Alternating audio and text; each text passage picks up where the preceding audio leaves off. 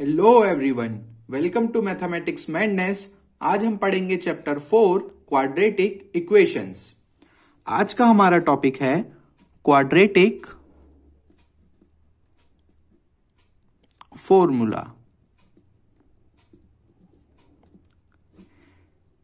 इससे पहले वाली वीडियोस में हमने देखा था कि हम किसी भी क्वाड्रेटिक इक्वेशन के रूट्स कैसे फाइंड कर सकते हैं। सबसे पहला मेथड देखा था हमने फैक्टराइजेशन मेथड, उसके बाद हमने देखा था कंप्यूटिंग द स्क्वायर मेथड, और ये है थर्ड मेथड क्वाड्रेटिक फॉर्मूला।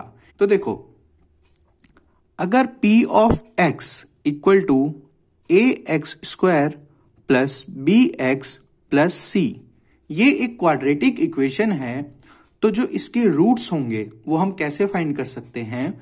वो हम सिंपली एक फॉर्मूले से फाइंड कर सकते हैं कि x equal to minus b plus minus under root of B square minus 4ac upon 2a। अब यहां पर इस प्लस माइनस का क्या मतलब है? यहां पर प्लस माइनस का मतलब है कि x की वैल्यू फाइंड करने के लिए एक बार हम पॉजिटिव यूज करेंगे अपॉन 2a और एक बार negative under root of B square minus 4ac upon 2a। क्योंकि क्वाड्रेटिक इक्वेशन के नंबर ऑफ रूट्स कितने होते हैं? 2 होते हैं। तो एक रूट फाइंड आउट होगा पॉजिटिव साइन यूज करके और दूसरा रूट फाइंड आउट होगा नेगेटिव यूज करके। अब इसी फॉर्मूले में ये जो टर्म है बी स्क्वायर माइनस 4ac ये क्या होती है? तो देखो, इसे हम बोलते हैं डिस्क्रिमिनेंट।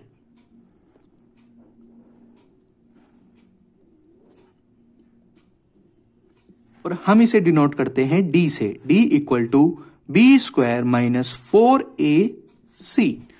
अब ये डिस्क्रिमिनेंट हमें क्या बताता है? ये हमारे लिए कैसे यूजफुल है?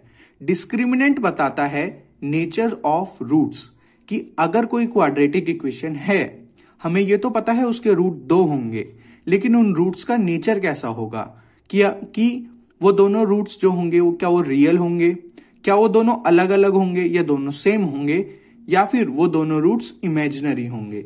ये बात हमें बताएगा डिस्क्रिमिनेंट। डिस्क्रिमिनेंट की हेल्प से हम फाइंड आउट कर सकते हैं। अब इसमें 3 केसेस बनते हैं। Case number 1, if d is greater than 0।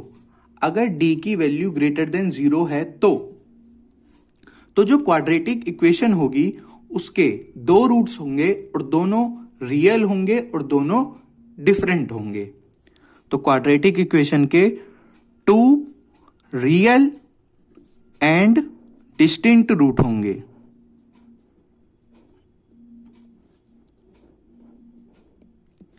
Second case, अगर d की वैल्यू इक्वल टू 0 है तो क्या होगा?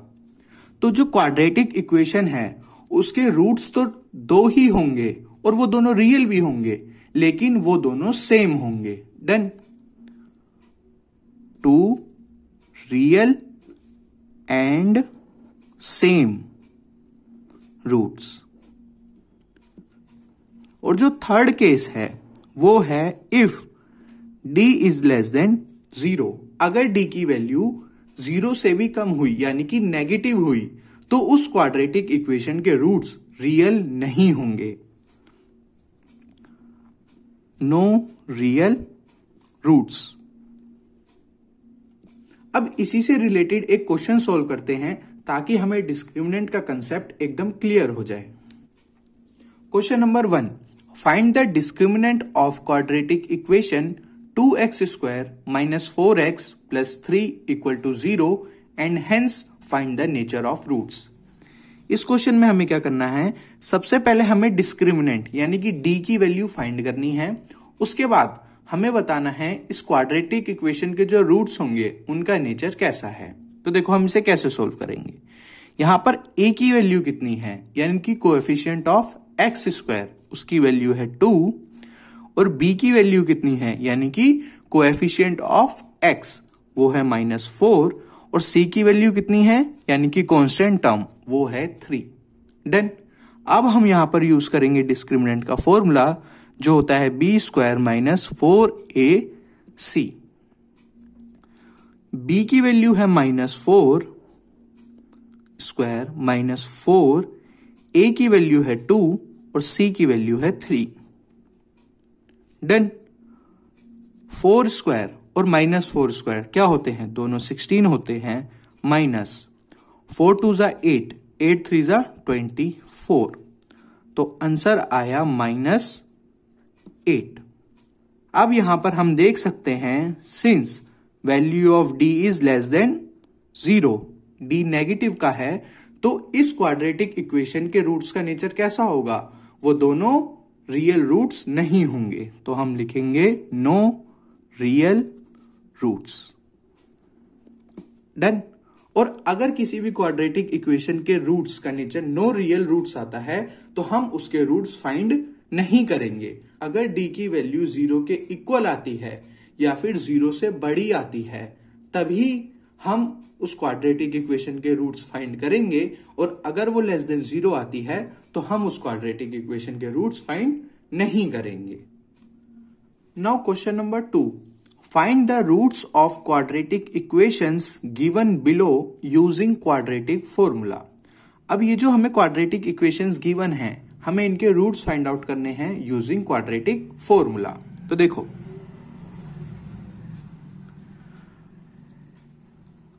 यहां पर a की वैल्यू कितनी है? 3, b की वैल्यू है -5 और c की वैल्यू है 2। तो सबसे पहले हम करेंगे कि हम डिस्क्रिमिनेंट की वैल्यू फाइंड आउट करेंगे।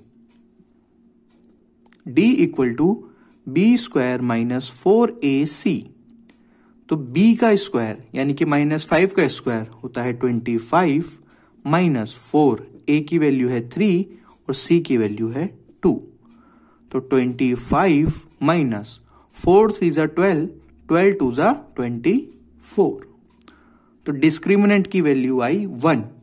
और जब डिस्क्रिमिनेंट ग्रेटर देन 0 होता है तो अभी हमने पढ़ा उस कंडीशन में क्वाड्रेटिक इक्वेशन के 2 रियल एंड डिस्टिंक्ट रूट्स होते हैं। Done. 2 real and distinct roots. अब रूट की वैल्यू कैसे फाइंड आउट करेंगे? हम फॉर्मूला यूज करेंगे, क्वाड्रेटिक फॉर्मूला जो होता है -b plus minus under root of B square minus 4ac upon 2a। तो x इक्वल टू -b, देखो b की वैल्यू है -5 और -b कितना हो जाएगा? +5 plus minus under root b square minus 4ac, b square minus 4ac, इसकी value कितनी है? 1 अपॉन 2a, a की वैल्यू कितनी है? 3, तो x की वैल्यू क्या आएगी? x1 equal to 5 plus 1 upon 6 और x2 equal to 5 minus 1 upon 6, तो x1 इक्वल होगा 6 अपॉन 6 दैट इज 1 और x2 इक्वल होगा 4 अपॉन 6 दैट इज 2 अपॉन 3। अब इसका सेकंड पार्ट सॉल्व करते हैं। सेकंड पार्ट है 2x square minus 2√2x plus 1 equal to 0। यहां पर a की वैल्यू है 2, b की वैल्यू है -2√2 और c की वैल्यू है 1। तो यहां पे डिस्क्रिमिनेंट जब हम फाइंड करेंगे तो डिस्क्रिमिनेंट का क्या फॉर्मूला था? B square minus 4ac, b square यानी कि -2√2 स्क्वायर माइनस 4, a की वैल्यू 2 और c की वैल्यू 1। अब देखो 2√2 का स्क्वायर कैसे हम सोल्व करेंगे? हम करेंगे 2 इंटू 2 इंटू √2 इंटू √2। डन। तो ये कितना होगा? 8 माइनस 4 2 ज़ा 8, तो d की वैल्यू कितनी आई? 0। तो ये है केस नंबर 2। जब d की वैल्यू 0 होती है तो 2 real and equal root exist करते हैं। डन। तो इसके लिए हम फॉर्मूला यूज करेंगे x equal to minus b plus minus under root b square minus 4ac upon 2a। तो x की वैल्यू होगी माइनस बी माइनस 2√2 का भी माइनस यानी कि 2√2 प्लस माइनस डिस्क्रिमिनेंट की वैल्यू कितनी है 0 अपॉन 2a की वैल्यू है 2। तो 2 से 2 कैंसिल, तो x की वैल्यू आएगी √2 अपॉन 2। और अगर हम इसे भी कैंसिल करें तो x की वैल्यू आएगी 1 अपॉन √2 और सेकेंड वैल्यू भी कितनी होगी x इक्वल टू 1 अपॉन √2। क्योंकि यहां पे डिस्क्रिमिनेंट की वैल्यू 0 के इक्वल है तो हम कह सकते हैं कि इस क्वाड्रेटिक इक्वेशन के दोनों रूट्स सेम होंगे। Question number 3, find 2 consecutive odd positive integers sum of whose square is 290। तो हमें फाइंड करने हैं 2 consecutive odd नंबर जिनके स्क्वायर का सम कितना है 290। डन। तो देखो हम लेट कर लेते हैं let the smaller odd number be x, कि जो स्मॉलर odd नंबर है वो कितना है वो है x। तो दूसरा odd नंबर कितना होगा द सेकेंड odd नंबर कितना हो जाएगा x प्लस 2। डन। क्योंकि जो ऑड नंबर हैं उनके बीच में कितना डिफरेंस होता है 2 का, जैसे कि 1, 3 और 5 ये तीनों क्या हैं ऑड नंबर हैं।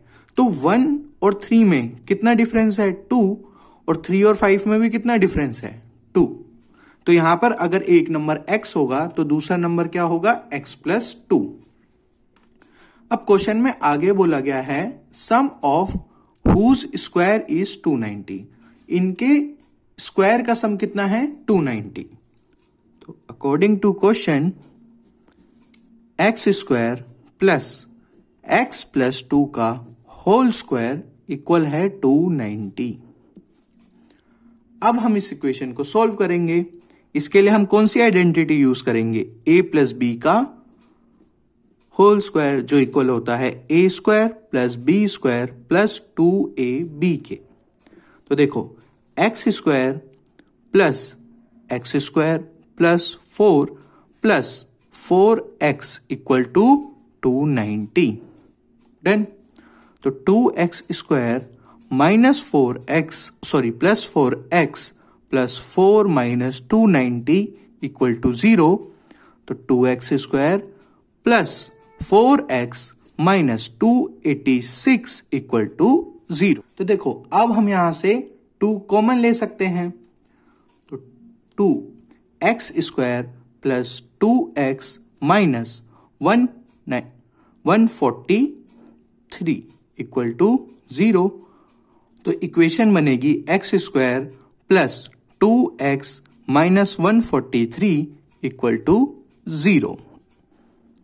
ये हमारी बनी फाइनल क्वाड्रेटिक इक्वेशन है। अब हमें इस क्वाड्रेटिक इक्वेशन को सॉल्व करके क्या फाइंड करना है, इस क्वाड्रेटिक इक्वेशन के रूट्स फाइंड करने हैं, क्योंकि हमें x की वैल्यू फाइंड करनी है और x क्या है इस क्वाड्रेटिक इक्वेशन के रूट्स हैं।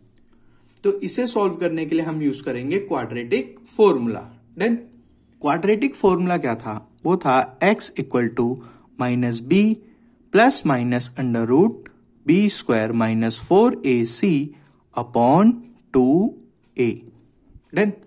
तो x equal to minus b यानी कि minus 2 plus minus under root b square मतलब 4 माइनस 4 a की वैल्यू कितनी है 1 और c की वैल्यू है माइनस 143 अपॉन 2 और a की वैल्यू है 1। Now x equal to minus 2 plus minus under root of 4 minus minus minus plus 572 upon 2। तो x equal to -2 plus minus under root 576 upon 2। -2 plus minus under root of 576 कितना होता है? वो होता है 24 अपॉन 2। तो अब हम यहां से क्या कर सकते हैं, एक बार x की वैल्यू फाइंड करने के लिए पॉजिटिव साइन यूज करेंगे और एक बार नेगेटिव साइन यूज करेंगे। तो x1 इक्वल होगा -2 प्लस 24 अपॉन 2 के, तो 22 अपॉन 2, तो 2 से 2 कैंसिल, यहां पर आएगा 11। डन। और x2 की वैल्यू कितनी होगी? -2 माइनस 24 अपॉन 2, यानी कि x2 equal to -26 upon 2 equal to -13। अब देखो क्वेश्चन में हमें गिवन है कि जो ऑड नंबर हैं वो कैसे हैं? पॉजिटिव हैं। अब जो ऑड नंबर थे वो पॉजिटिव थे, तो हम यहां से x2 इक्वल टू -13 को नेग्लेक्ट कर देंगे, क्योंकि गिवन ऑड नंबर कैसे थे? पॉजिटिव थे। तो जो ऑड नंबर थे, फर्स्ट ऑड नंबर क्या था? x था, वो आया 11, और सेकंड ऑड नंबर क्या था? x प्लस 2, वो आया 13। तो ये था सॉल्यूशन क्वेश्चन नंबर 3 का। अब करते हैं question number 4। Question number 5, a rectangular park is to be designed whose breadth is 3 meter less than its length. Its area is to be 4 square meters more than the area of park that has already been made in the shape of isosceles triangle, with its base as breadth of rectangular park and of height 12 meter. Find its length and breadth. तो देखो question में कहा है कि हमने एक rectangular park design किया है जिसकी ब्रेथ जो है वो 3 मीटर लेस है उसकी लेंथ से। डन। तो हम लेट करते हैं, let the breadth of rectangular park be x। तो फिर उसकी लेंथ कितनी हो जाएगी? x प्लस 3, क्योंकि जो ब्रेथ है वो लेंथ से कितनी कम है? 3 कम है। डन। तो देखो इस फिगर में हमने यहां पर क्या रिप्रेजेंट करी है? ये है रेक्टेंगल की ब्रेथ और ये है length. Area of rectangular park, area of rectangle क्या होता है? Length into breadth. तो x इंटू एक्स प्लस 3, तो ये हुआ x² प्लस 3x। अब इसी के ऊपर एक ये आइसोसेलेस ट्रायंगल की शेप में एक और पार्क है, तो इसका एरिया कितना होगा?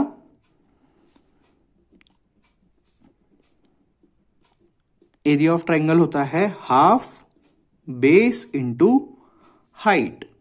तो यहां पर बेस की वैल्यू कितनी है?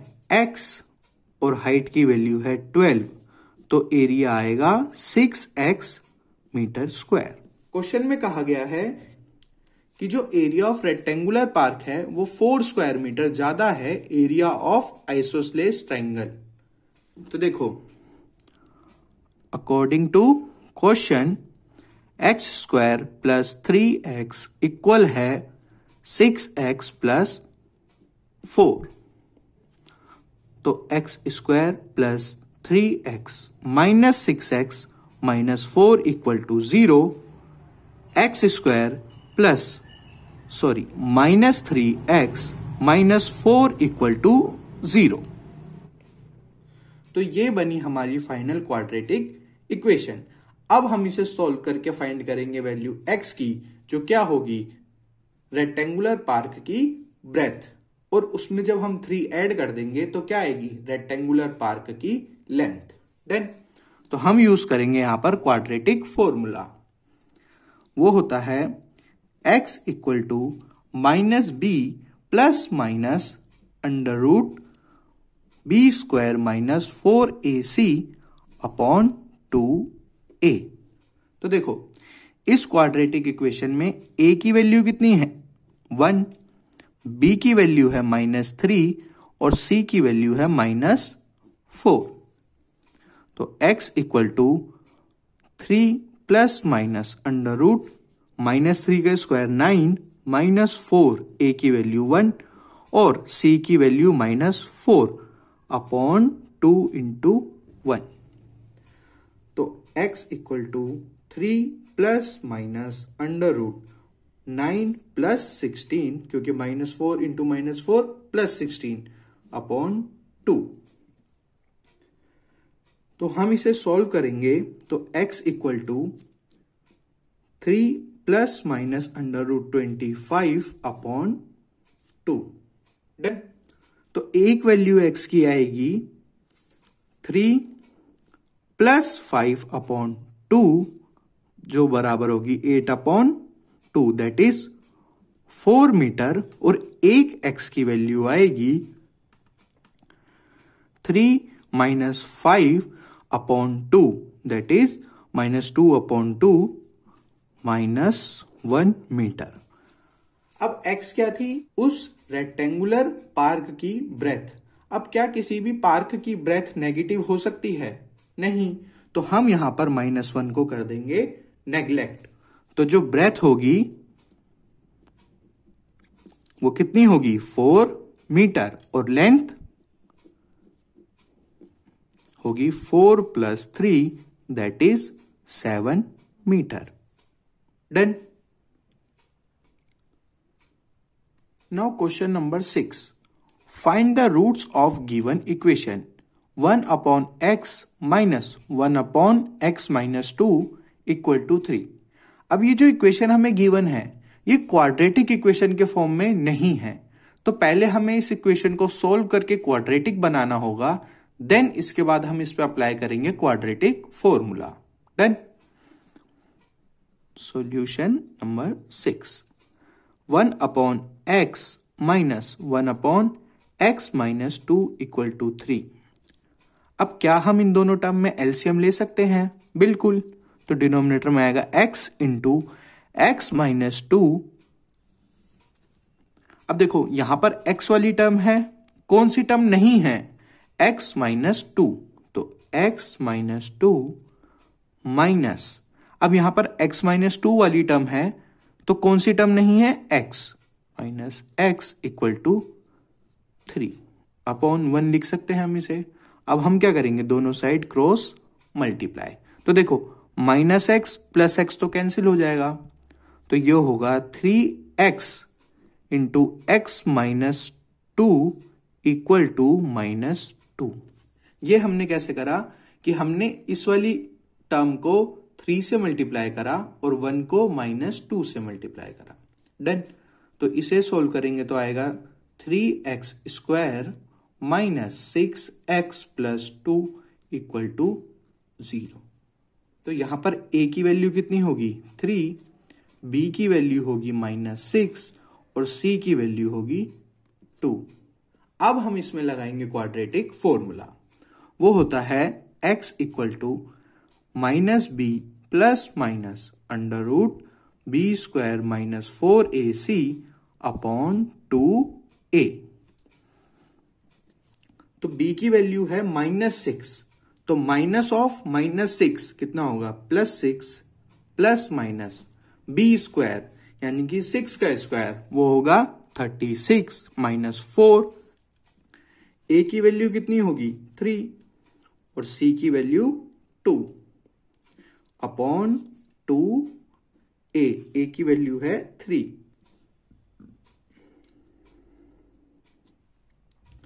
6 plus minus under root 36 minus 4 3 जा 12, 12 2 जा 24 अपॉन 6।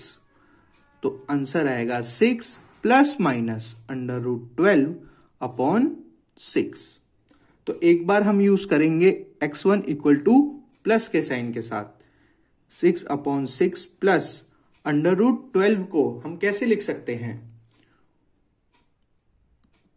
2 रूट 3/6, तो 6 से 6 कैंसिल और यहाँ पे आया 3, तो x1 की वैल्यू कितनी आई 1 प्लस 1/√3 और x2 की वैल्यू कितनी आएगी 6 minus √12/6 that is 1 minus 1/√3। Done. तो इस क्वेश्चन में सबसे पहले हमें गिवन इक्वेशन को क्वाड्रेटिक इक्वेशन में कन्वर्ट करना था और फिर उसके बाद हमें उस पर क्वाड्रेटिक फॉर्मूला अप्लाई करके उसके रूट्स की वैल्यू फाइंड करनी थी। Done. Now question number 7, a motor boat whose speed is 18 km/h in still water takes 1 hour more to go 24 km upstream than to return downstream to the same spot. Find the speed of stream. तो देखो, इस question को start करने से पहले आपको एक formula पता होना चाहिए, वो होता है time equal to distance upon speed. तो देखो, हमें इसमें फाइंड क्या करना है, find the speed of stream. तो हम क्या करेंगे, हम लेट कर लेंगे, let the speed of stream equal to x. Speed of boat in still water कितनी है 18 km/h। ठीक है। तो देखो, जब अपस्ट्रीम होता है तो जो स्पीड होती है वो रिड्यूस हो जाती है। तो टाइम टेकन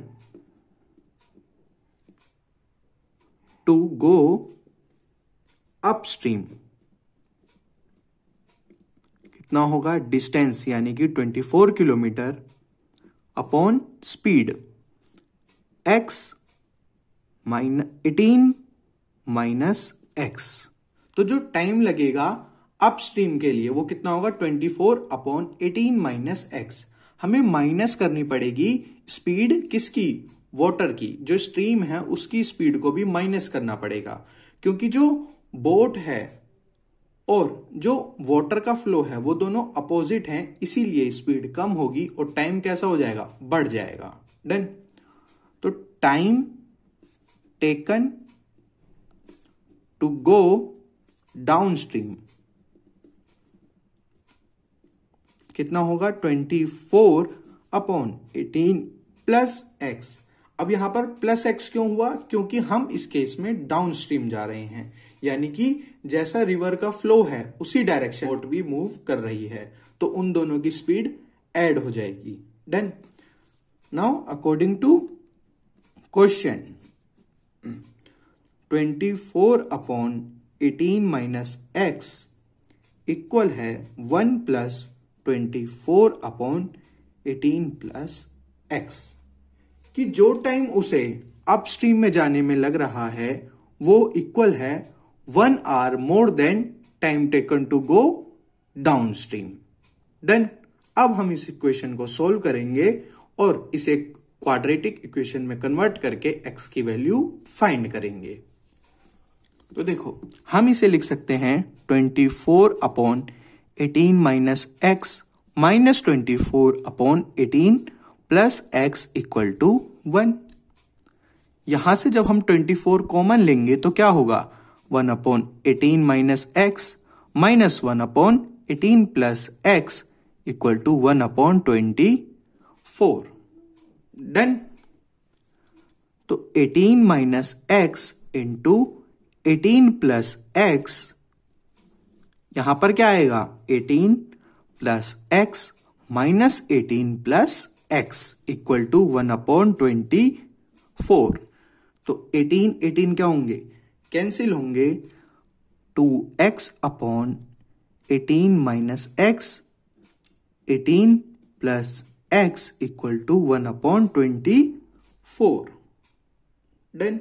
अब हम क्या करेंगे, क्रॉस मल्टीप्लाई। तो 18 minus x into 18 plus x equal होगा 24 इंटू 2x।